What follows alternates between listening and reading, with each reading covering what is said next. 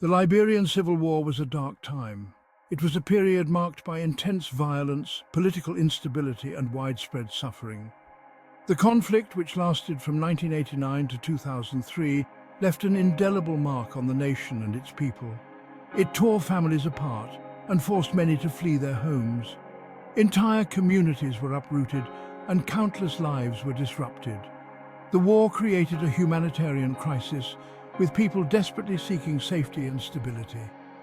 Ghana, a beacon of peace, opened its arms to these refugees. Known for its stability and hospitality, Ghana became a sanctuary for those escaping the horrors of war. The country's welcoming spirit provided a glimmer of hope for the displaced. They found shelter in Buduburam Refugee Camp. Established in 1990, the camp became a refuge for thousands of Liberians. It was a place where they could find some semblance of normalcy amidst the chaos. It became a temporary home for thousands of Liberians. The camp, though far from perfect, offered a safe haven where they could rebuild their lives. It was a place of refuge, but also a place of resilience. Life in the camp was difficult. Resources were scarce. Basic necessities like food, water and medical supplies were often in short supply. The refugees had to make do with what little they had, relying on aid from humanitarian organizations. People lived in crowded conditions. The camp was densely populated with makeshift shelters crammed together. Privacy was a luxury and the living conditions were far from ideal. But there was a sense of community. They supported each other. Despite the hardships, the refugees formed strong bonds. They shared their struggles and their hopes, creating a tight-knit community. They held on to hope for a better future. Hope was a powerful force that kept them going. It was the belief that despite the challenges, better days were ahead. Many dreamed of starting new lives in the West. The idea of resettlement in countries like the United States, Canada or Australia was a beacon of hope. It represented the possibility of a fresh start and a brighter future. They yearned for peace and opportunity. The refugees longed for a life free from violence and instability. They wanted the chance to build a better future for themselves and their families. They believed in a brighter future for their children. The hope for a better life was not just for themselves, but for the next generation. They wanted their children to grow up in a world where they could thrive and achieve their dreams. The camp buzzed with anticipation. There was a palpable sense of excitement and hope. The possibility of resettlement brought a renewed sense of purpose and optimism. Resettlement seemed like the answer to their prayers. It was the chance to leave behind the hardships of the camp and start anew. For many, it was the dream of a lifetime, a chance to rebuild their lives in a place of peace and opportunity. Finally, the long-awaited day came. Refugees were resettled in countries like the United States and Canada. They were given a chance at a new life, full of possibilities. They were deeply grateful for the opportunity. They were determined to succeed and make a difference. Many arrived with little more than the clothes on their backs. They faced numerous challenges. They had to learn a new language, which was difficult. They had to adapt to a new culture and its customs. They had to rebuild their lives from scratch, step by step. Despite the hardships, many thrived. They worked hard. They embraced education. They achieved success. They became doctors, lawyers, and entrepreneurs, contributing to society. They proved that with hard work and determination, anything is possible and within reach. However, a perplexing pattern soon emerged. Some refugees from Buduburam did not thrive. They struggled to adapt to their new surroundings. They seemed to lack drive and ambition, appearing listless. This phenomenon became known as Buduburam Fever. These individuals often remained unemployed or underemployed. They relied heavily on social assistance programs. They seemed trapped in a cycle of poverty and despair. This was in stark contrast to other immigrant groups. Many other groups arrived with similar challenges. Yet they managed to overcome adversity and achieve success. This raised many questions. What factors contributed to this phenomenon? Was it a result of deep-seated trauma? Was it a cultural phenomenon? Or was it something else entirely, something we have yet to understand? Section 4. Parallels to Oblomovitis, apathy and inertia. In this section, we delve into the striking similarities between the phenomenon known as Buduburam Fever and a condition famously depicted in Russian literature. Buduburam fever shares similarities with a phenomenon known as Oblomovitis. This term is derived from the character Oblomov in the Russian novel by Ivan Goncharov, a literary work that has become synonymous with a particular kind of existential malaise. This term comes from the Russian novel Oblomov by Ivan Goncharov. The novel paints a vivid picture of a man who, despite his many advantages, finds himself unable to muster the energy or will to engage with the world around him. It describes a state of apathy, inertia, and lack of motivation. Oblomov's life is characterized by a profound sense of stagnation, a condition that seems to mirror the experiences of some individuals in the Buduburam Refugee Camp. Oblomov, the protagonist, is a young man from a privileged background. He has every opportunity at his disposal, yet he remains immobilized by his own lack of drive. He is intelligent and capable. His potential is evident to everyone around him, but potential alone is not enough to propel him into action. Yet, he is paralyzed by his own inertia. This paralysis is not due to any physical ailment, but rather a psychological and emotional state that keeps him bound to his bed and his daydreams. He spends his days in bed, lost in daydreams and avoiding any form of responsibility. His life becomes a series of missed opportunities and unfulfilled potential, a tragic waste of what could have been. Like Oblomov, some refugees from Buduburam seem to be trapped in a similar state of inertia. Despite the harsh realities of their environment, they find themselves unable to break free from a cycle of inactivity and unfulfilled potential. They have the potential to succeed. Many of these individuals possess skills, talents, and intelligence that could help them build a better future for themselves and their families. But they lack the drive and motivation to break free from their current circumstances. This lack of motivation is not just a personal failing, but a complex interplay of psychological, social, and environmental factors that create a formidable barrier to progress. Addressing this issue requires more than just individual effort.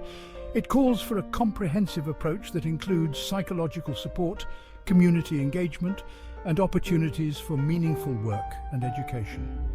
By creating an environment that fosters motivation and provides the necessary resources, we can help individuals break free from the chains of apathy and inertia. This transformation is not just about personal success, but about building a resilient and thriving community. Overcoming inertia is a challenging journey, but it is possible. With the right support and opportunities, individuals can rediscover their drive and motivation, leading to a more fulfilling and productive life. In the end, the fight against apathy and inertia is a collective effort. It is about creating a society where everyone has the chance to realize their potential and contribute to the greater good. Together, we can turn the tide and build a future where no one is left behind. Section 5. Lost Potential. Stories from Buduburam. In the heart of Ghana, the Buduburam Refugee Camp has been a place of both hope and despair for many. It is a place where dreams are born, but also where they often fade away. The stories of the youth from Buduburam are a testament to the resilience of the human spirit, but they also highlight the harsh realities that many refugees face. Consider the story of Kofi. Kofi's journey began in the dusty streets of Buduburam, where he spent his childhood amidst the chaos and uncertainty of refugee life. Despite the challenges, Kofi was determined to make something of himself. He was a bright student, always eager to learn and absorb new knowledge. Kofi arrived in the USA as a teenager, full of hope and ambition. The promise of a better life in America was a beacon of light for him. He believed that in this new land he could achieve his dreams and build a future for himself and his family. He was bright and eager to learn. In school, Kofi's enthusiasm for learning was evident. He would spend hours in the library poring over books and expanding his knowledge. His teachers saw great potential in him and encouraged him to pursue his dreams. He excelled in his classes. Kofi's hard work paid off as he consistently achieved top grades. He was a role model for other students, showing them that with determination and effort, they too could succeed. He dreamed of becoming a doctor. Kofi's ultimate goal was to become a doctor, to help those in need and give back to the community that had supported him. He envisioned a future where he could make a real difference in the world. However, somewhere along the way, Kofi lost his way. The pressures of adapting to a new culture, the financial struggles, and the weight of expectations began to take their toll on him. He found it increasingly difficult to balance his studies with the demands of everyday life. He dropped out of college. The dream that once seemed so attainable now felt out of reach. Kofi's grades began to slip, and he eventually made the difficult decision to leave college. It was a heartbreaking moment for him, as he felt he had let down not only himself, but also his family and community. He started hanging out with the wrong crowd. In his search for belonging and support, Kofi fell in with a group of peers who led him down a dangerous path. The sense of camaraderie he found with them was a temporary solace, but it came at a great cost. He fell into a cycle of drugs and crime. The once promising student was now caught in a downward spiral. The allure of quick money and the escape offered by drugs overshadowed his dreams. Then there is Abena. Abena was a gifted artist in Buduburam. From a young age, she had a natural talent for drawing and painting. Her artwork was a reflection of her experiences and emotions, capturing the beauty and pain of life in the refugee camp. She dreamed of studying art in America. Abena's dream was to attend an art school in the USA, where she could hone her skills and gain recognition for her work. She believed that through her art, she could tell the stories of her people and bring attention to their struggles. She hoped to share her talent with the world.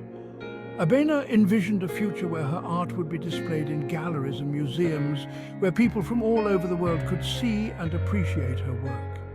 She wanted to use her talent to inspire others and bring about positive change.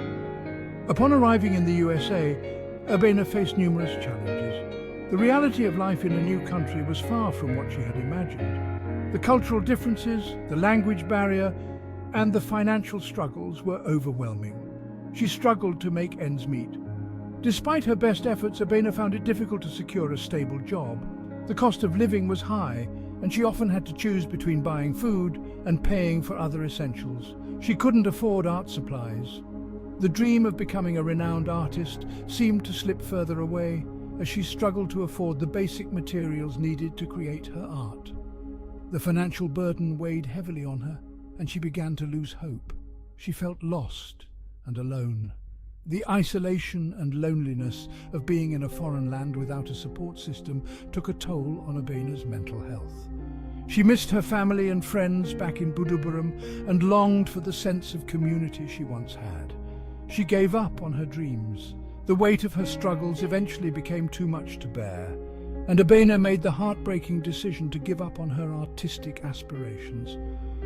The vibrant colours of her dreams faded into the background as she focused on mere survival. These stories are not unique.